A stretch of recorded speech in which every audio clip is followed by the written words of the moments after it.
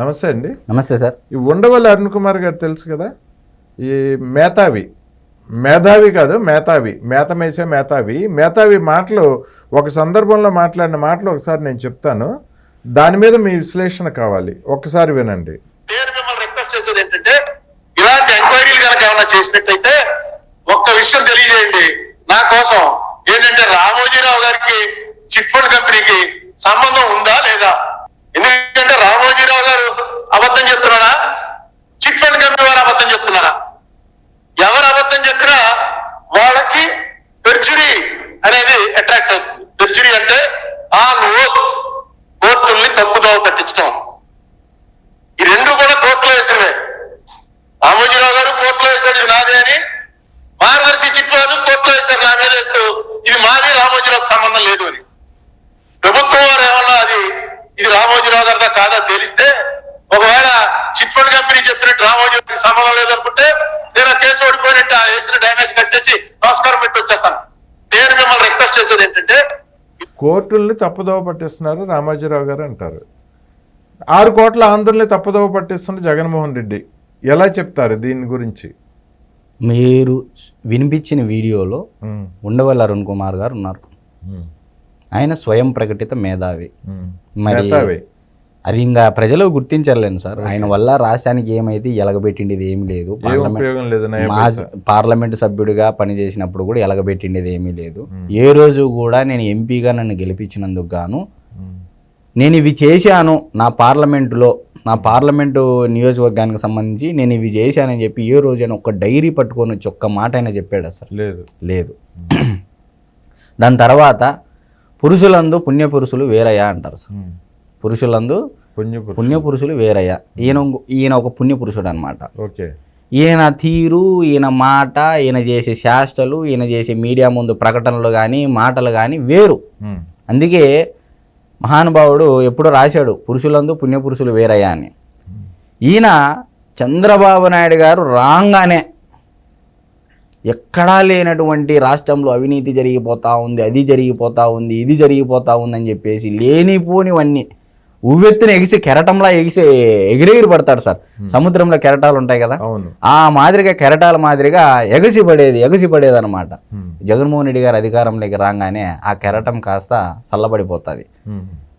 Package ఎందుకుంటుంది ఇంకా అది మనం అనకూడదు. కాబట్టి నేనేమంటున్నానంటే, ఉండవల్లి అరుణ్ కుమార్ గారు రామోజీరావు గారిని ఏ విధంగా ఎన్ని సంవత్సరాల పాటు ఆయన మీద పోరాడాడు సరేనా? దాదాపు 20 సంవత్సరాలు పైగానే. 20 సంవత్సరాల పాటు మార్గదర్శి చిట్ ఫండ్లో ఏదో జరుగుతూ ఉందని 20 సంవత్సరాలు ఒక రామోజీరావు గారి మీద పడి ఏడ్చాడు అంటే అతని యొక్క మానసిక పరిస్థితి, అతని యొక్క బుద్ధి, అతని యొక్క ఆలోచన ఏ విధంగా ఉంటుంది అనేది ఇది ఒక ఉదాహరణగా చెప్పవచ్చు. దాదాపు ఆయన చనిపోయే వరకు హింసించాడు ఆయన్ని. మార్గదర్శిలో చిట్ ఫండ్లో అంటే ఆ చిట్ ఫండ్లో భాగస్వాములైనటువంటి ఎవరైతే ప్రజలు ఉన్నారో ఇంతవరకు ఏ ఒక్కరు మార్గదర్శి ద్వారా అన్యాయం జరిగింది అని ఎవరైనా వచ్చి ఒక్క కంప్లైంట్ అయినా ఇచ్చారా సార్? అటు రాజశేఖర రెడ్డి గారి ప్రభుత్వం జరిగిపోయింది, జగన్మోహన్ రెడ్డి గారి ప్రభుత్వం జరిగిపోయింది, అన్నీ జరిగిపోయినాయి. కానీ ఏ ఒక్క కస్టమర్ అయినా మార్గదర్శి చిట్ ఫండ్ మీద ఎక్కడైనా కేసు ఇవ్వడం జరిగిందా? లేదు, ఇప్పటివరకు ఆ రికార్డు లేదు. మరి ఎందుకు ఆయన దేనికోసం పోరాడుతున్నట్టు, ఎందుకు పోరాడుతున్నట్టు? పోనీ దానివల్ల ఏమన్నా రాష్ట్రానికి ఏమైనా ఉపయోగమా? ఆయన మాజీ పార్లమెంటు సభ్యుడైన ఆ నియోజకవర్గానికి ఏమైనా ఉపయోగం ఉందా? దేనికి ఉపయోగం ఉంది సార్? అంటే ఎవరి కోసము నువ్వు ఎవరి మీద పోరాటం చేస్తున్నావు? నువ్వేమన్నా ఆంధ్రప్రదేశ్ రాష్ట్రంలో జరుగుతున్నటువంటి అరాచకాల గురించి మాట్లాడుతున్నావా? లేదు. ఆంధ్రప్రదేశ్లో ఏదన్నా తప్పుదోవల గురించి మాట్లాడుతున్నావా? లేదు. ఎప్పుడు? గత 5 ఏళ్లలో. మరి ఇదే సాక్షి పేపరు జగన్మోహన్ రెడ్డి గారు షర్మిల గారు కొట్లాడుకుంటున్నారు సాక్షి గురించి, ఇది నాది, నాకు వాట రావాలని ఏ రోజైనా ఒక్క మాటన మాట్లాడా సార్? మరి అలాంటి పెద్దలు వాళ్ళ కుటుంబానికి అత్యంత దగ్గరగా మెలిగినటువంటి వ్యక్తులు వీళ్ళు. మరి వీళ్ళు కూడా మాట్లాడుకొని ఉంటే దాని అర్థం ఏంది? అంటే ఏమన్నా భయమా? జగన్మోహన్ రెడ్డి గారు అంటే భయమా? ఏమని అర్థం చేసుకోవాలి సార్? ఒకవైపు వైఎస్ రాజశేఖర రెడ్డి గారి యొక్క సతీమణి బోరున విలపిస్తున్నా కూడా ఇతను ఎందుకు వచ్చి వాళ్ళ కుటుంబం గురించి మాట్లాడట్లేదు? కష్టాలు ఉన్నప్పుడే కదా మనిషి అండగా ఉండాలి. ఓని కేకలేసి చెప్తా ఉంటాడు కదా సార్, నేను రాజశేఖర రెడ్డి గారి అభిమాని, నేను రాజశేఖర రెడ్డి అభిమానిని. అదే రాజశేఖర రెడ్డి గారి యొక్క సతీమణి ఈరోజు బోర్డును విలపిస్తూ ఉంది. అదే రాజశేఖర రెడ్డి గారి కూతురు ఈరోజు రోడ్డుకెక్కి నాకు న్యాయం చేయండి అని చెప్పేసి అడుగుతూ ఉంది. కనపడలేదా ఉండవల్లి అరుణ్ కుమార్ గారికి? మరి సాక్షిలు ఒకవైపు ఆస్తులు గొడవా, ఒకవైపు ఇటు కుటుంబాల గొడవా. అసలు సాక్షి నాదే కాదంటాడు జగన్మోహన్ రెడ్డి. దాని గురించి మాట్లాడాడు సార్. ఇప్పుడు జగన్మోహన్ రెడ్డిదా షర్మిలా గారిది అనేది పక్క నుంచితే ఇటువంటి స్వయం ప్రకటిత మేధావుల యొక్క మౌనము ఆ కుటుంబానికి శాపమా కాదా? 100%. ఇప్పుడు ఆ కుటుంబానికి నేను అత్యంత దగ్గరగా, ఒకవైపు కేవీపీ గారు ఆత్మ అయితే ఈయన ఇంకో ఆత్మ అన్నట్టుగా చెప్పుకునేటువంటి వ్యక్తి ఈయన. మరి ఈ వైఎస్ఆర్ కుటుంబానికి అత్యంత ఆత్ముడుగా ఉన్నటువంటి, అంటే దగ్గరగా మెలిగినటువంటి వ్యక్తి ఉండవల్లి అరుణ్ కుమార్ గారు. మరి ఆయనే ఈ స్వయం ప్రకటిత మేధావి యొక్క మౌనము ఆ కుటుంబానికి శాపమా కాదా? ఇది తప్పా కాదా? ఇప్పుడు మీరు చెప్పండి సార్, ఉండవల్లి అరుణ్ కుమార్ గారిని ఏ విధంగా మనం సమర్థించుకోవాలి, అతనిని ఏ విధంగా మనము ప్రశ్నించాలండి? అతని వల్ల ఉపయోగం ఏంది సార్ రాష్ట్రానికి? ఊరకనే కూర్చొని ఏదో లెక్కలంట, ఏదో ఇంటెలిజెన్స్ ఏదో ఇంత అని చెప్పేదానికి ఆయన పిలిపిస్తారంట. దానివల్ల ఉపయోగం ఏంది సార్? ఈయన సత్య హరిశ్చంద్రుడిని గౌతమ్ బుద్ధుడిని అన్నట్లు వచ్చి మాట్లాడుతూ ఉంటాడు ఎప్పుడు ప్రెస్ ముందు. కానీ 1750 కోట్లు డైరెక్ట్ గా జగన్మోహన్ రెడ్డి లంచం తీసుకున్నట్టు అమెరికన్ కోర్టులో నమోదైన ఛార్జ్ షీట్ లో పొందుపరిచిన జగన్మోహన్ రెడ్డి కేసు గురించి, ఆ దోపిడీ గురించి మాట్లాడాడు సార్.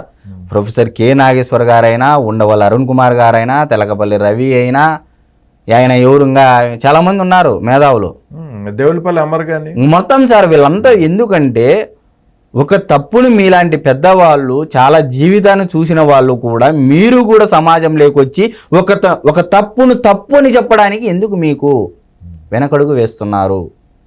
ఇది ఒక ఆంధ్రప్రదేశ్ రాష్ట్ర యువత నుంచి, ఒక ఆంధ్రప్రదేశ్ రాష్ట్ర ప్రజానికం నుంచి, ఒక సామాన్య పౌరుడైనటువంటి నాకు వచ్చినటువంటి డౌటు. ఇప్పుడు మీరు చెప్తున్న పెద్ద మనుషులు ఎవరైతే ఉన్నారో ఈ సమాజంలో మేమంతా గొప్పవాళ్ళం, మేధావులం అని చెప్పుకునేవాళ్ళు, చంద్రబాబు గారి మీద జగన్మోహన్ రెడ్డి అక్రమ కేసు పెట్టి అసలు సాక్ష్యాధారాలే లేకుండా 350 కోట్లు ముందు అక్రమం జరిగింది స్కిల్స్ డెవలప్మెంట్లో అని చెప్పారు, తర్వాత 35 కోట్లు అన్నారు, తర్వాత 27 కోట్లు అన్నారు. అది ఇప్పటి వరకు ఆధారాలు చూపించలేకపోయారు. ఆయన్ని కానీ 53 రోజులు జైల్లో పెట్టారు. మరి ఇప్పుడు రెడ్ హ్యాండెడ్గా జగన్మోహన్ రెడ్డి దొరికినప్పుడు వీళ్ళెవరూ ఎందుకు మాట్లాడట్లేదు? ఇప్పుడు అదే సార్, పురుషులందు పుణ్య పురుషులు వేరు. వీళ్ళు ఏంటంటే వీళ్ళ యొక్క మానసిక పరిస్థితి, ఆలోచన, బుద్ధి, జ్ఞానము, ఎవరు దేనికోసం ఎవరు ఎలా పాటుపడుతున్నారనేది ఈరోజు ప్రజల ముందు స్పష్టంగా కనపడతా ఉంది. ఉండవల్లి అరుణ్ కుమార్ అనేటువంటి వ్యక్తి చంద్రబాబు నాయుడు గారి బద్ధ వ్యతిరేకి. ఆయన ఏంటంటే రామోజీరావు గారు మరణించేంత వరకు ఏ విధంగా ఆయన్ని హింసించి ఏ తప్పు లేదు, కానీ ఆయన మీద పడి ఏడవడం అన్నమాట. మన ఆంధ్రప్రదేశ్ రాష్ట్రంలో ఉన్నటువంటి పెద్ద సమస్య ఏంటంటే సార్, ఒకరు బాగా బతికినా కూడా ఓరవలేరు.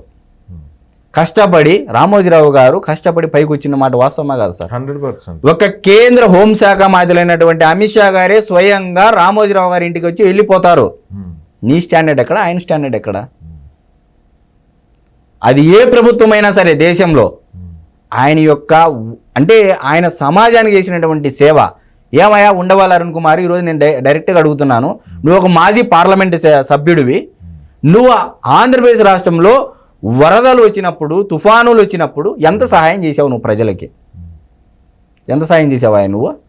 మరి ఈనాడుకు సంబంధించినటువంటి ఇదే రామోజీరావు గారు తెలంగాణ రాష్ట్రానికి 10 కోట్లు, ఆంధ్రప్రదేశ్ రాష్ట్రానికి 10 కోట్లు, మళ్ళీ సీఎం రిలీఫ్ ఫండ్కు 10 కోట్లు, ఇటు 10 కోట్లు. మరి ఈరోజు అమరావతిలో ఐఎస్బి, అంటే అమరావతికి సంబంధించి ఒక దాంట్లో ఒక ఐఎస్బిలో ఒక ప్రాంగణం కట్టడానికి 30 కోట్ల రూపాయలు ఇచ్చారు. అవును. మరి దీనికి సమాధానం ఏం చెప్తాడు సార్? కేరళలో వరదలు వచ్చినా కూడా ఆయన సహాయ సహకారాలు అందుతాయి అక్కడ.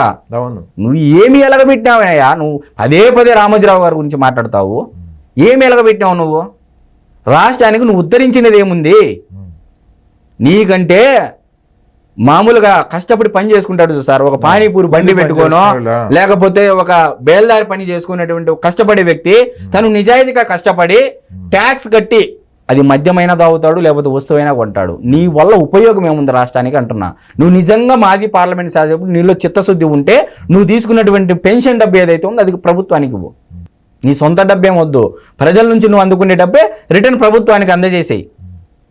ఇది రామోజీరావు గారిని హింస పెట్టాలి, ఆయన్ని పూర్తిగా అంతం చేయాలి, చంద్రబాబు నాయుడు గారిని లేచిన రోజు నుంచి ప్రతిరోజు పడుకునే వరకు ద్వేషిస్తూనే ఉండాలి, విషం కక్కుతూనే ఉండాలని అప్పట్లో మహామేత 1 వైఎస్ఆర్, ఆ తర్వాత మహామేత 2 జగన్మోహన్ రెడ్డి ఈయనకి బాధ్యత అప్పచెప్పాడని అంటారు మీడియా వర్గాల్లో. సార్, ఆయన ఒక ముగిసిన అధ్యాయం రాజకీయాల్లో. ఉండవల్లి అరుణ్ కుమార్ గారు అనేటువంటి వ్యక్తి రాజకీయాలలో ముగిసిన అధ్యాయం. ఆయన మాటకు సెన్సిటివ్ లేదు. పొలిటీషియన్ అంటారు. ఇంకా ఎవరైనా ఉన్నారు అంటే అది ఆయన చెప్పే మాటలు ఆ ట్రాన్స్లేకి ఉంటుంది కదా సార్, ట్యూనింగ్, ఆ ట్యూనింగ్ లో ఉన్న వాళ్ళు తప్ప ఆంధ్రప్రదేశ్ రాష్ట్ర ప్రజలలో కానీ యువతలో కానీ అతని మీద ఎటువంటి మంచి ఉద్దేశం అయితే లేదు. ఫైనల్ గా కంక్లూజన్ గా ఉండవల్లి అరుణ్ కుమార్కి ఏమైనా చెప్పగలరా? ఏం చెప్తాం సార్, శేష జీవితము ప్రశాంతంగా గడపండి, వయసుకు తగ్గట్టు బుద్ధిగా బతకండి అని నేనేమంటున్నానంటే కర్మానుసారే బుద్ధానుసారే కర్మ అని ఫలితం, బుద్ధానుసారే కర్మ, కర్మానుసారే ఫలితము. కాబట్టి తప్పో ఒప్పో నీ జీవితంలో నువ్వు తీసుకున్న నిర్ణయాలు జరిగిపోయాయి, శేష జీవితం ఉంది, ప్రశాంతంగా గడిపేది నేర్చుకోండి. ఇంకా ఎందుకయా మీలాంటి కురువృద్ధులు రాజకీయాల్లో ఉండి మాలాంటి యువతకు కానీ, నేను అదే అంటున్నాను సార్, కురువృద్ధులు పడి ఆ పార్టీలో పడి ఏడుస్తా మిగతా వాళ్ళకి ఛాన్స్ ఇవ్వరా మీరు? ఎన్నాళ్ళు మీకు ఈ రాజకీయాలు? సరే, నీ అనుభవం వచ్చే యువతకు కానీ వాళ్ళకు ఉపయోగపడాలి. ఏంటికి ఊరికి నా డైరీ పట్టుకొని వస్తావు?